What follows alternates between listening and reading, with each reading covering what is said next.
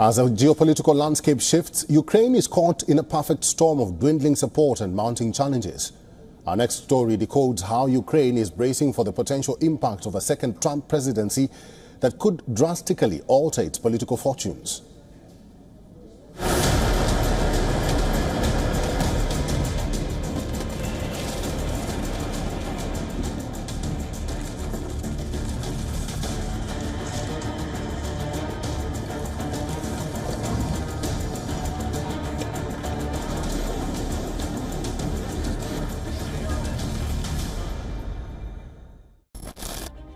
Ukraine's forces are struggling to hold ground in the face of the relentless Russian assault.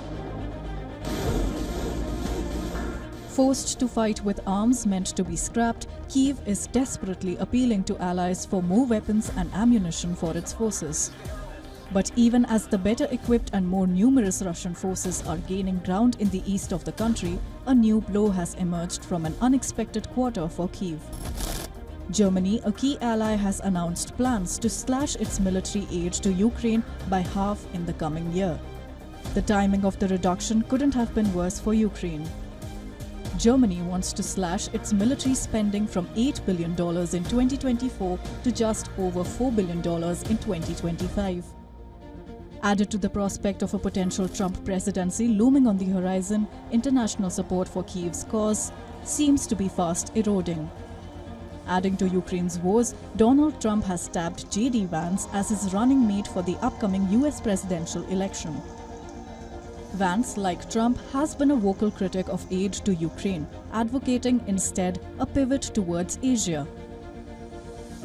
All of which signals a likely seismic shift in US foreign policy should the Republican ticket prevail in November.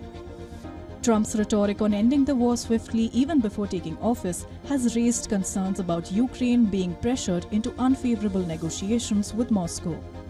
The uncertainty surrounding Trump's actual policies, often described as a black box by foreign diplomats, is only adding to the anxiety in Kyiv.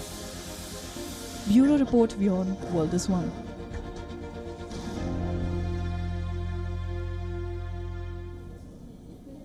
So if Donald J. Trump wins the presidency in 2024, what will happen? Retired Colonel David B. Desroches is a professor near East South Asia Center for Strategic Studies, National Defense University. The Colonel is joining us live from Washington, D.C. Colonel Desroches, welcome and thank you very much for making time for us. Why are some countries like Ukraine and Israel jittery of the likely Trump presidency? Because he's unpredictable. Trump is not a career politician. The Republican Party follows Trump. It's not Trump follows the Republican Party. He's somebody that is outside of the traditional political and diplomatic class that America's partners, allies, and even adversaries are used to dealing with. So that's uncertainty there. What complicates this is within his base, there is a strong threat of isolationism that basically says, why should we, help out any other country when we have potholes in rural Ohio where J.D. Vance grew up. So there's uncertainty there. But I think if you look at the record, you'll find that these are fears. They're not entirely supported in the record of the first Trump term. And all presidents tend to grow in the job.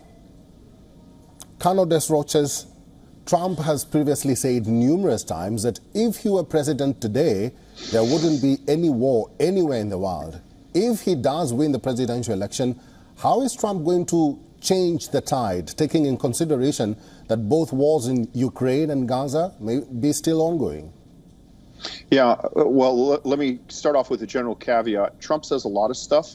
And again, his background is in business, not in politics. So, in business, you threaten, you bluster, you throw up ridiculous ideas to see what their reaction would be. And he's kind of translated that. So it's kind of a fool's errand to deeply parse every one of his statements. But I think when he says that, what he means is a couple of things. The first thing is he's trying to draw a strength between what he is trying to project as, or a contrast between what he's trying to project as his image of strength, which is very important to him, whether it's borne out or not, versus Joe Biden, conciliatory approach towards Iran and other countries. The point that Trump wants to get across is that when I was president, Putin wouldn't try this kind of stuff because he knew I was too strong, whereas my adversary, everybody eats his lunch across the world. That's more political than policy, and I think that through a political lens rather than a policy lens is the right way to look at Donald Trump's statements. Colonel Des Roches, let's talk about his policies then. For the benefit of our viewers, what is it about Trump's foreign policies that make nations both allied to the U.S. or not fear that it will either roll back or affect their relations with the U.S.? So Trump has no policies right now. So that's one of the problems. So there's a couple of things. The first thing is, again, using business techniques, he said things like, the United States will not support NATO if European countries don't, it, since NATO is primarily for European defense. I think that when you look at what he's actually done while he was president, he did not withdraw from NATO. What he was doing was negotiating, bluffing, or arguably stating what he sees to be a historical inevitability. You can't expect another 70 years of the U.S. spending 6% on national defense while European countries spend less than 2%. So I think that that's a little overdrawn.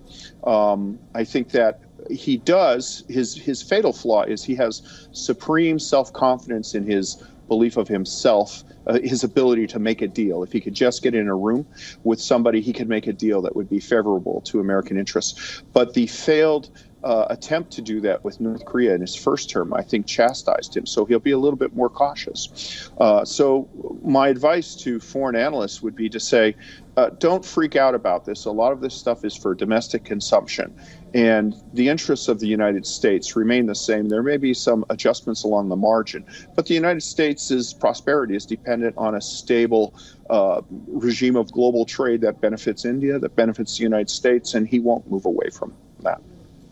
All right, before I let you go, just very quickly, what do you think will change if Trump is elected president?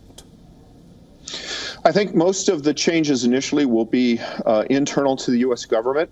I think that Trump views the established civil service and the structure of the federal government as innately hostile. He views it as a Democratic constituency, which frustrated his attempts to implement policy in the first term. And so I think that there will be a structuring of government like we have not seen in over 100 years. And I think that there will be some significant changes in how the internal aspects of the executive branch function.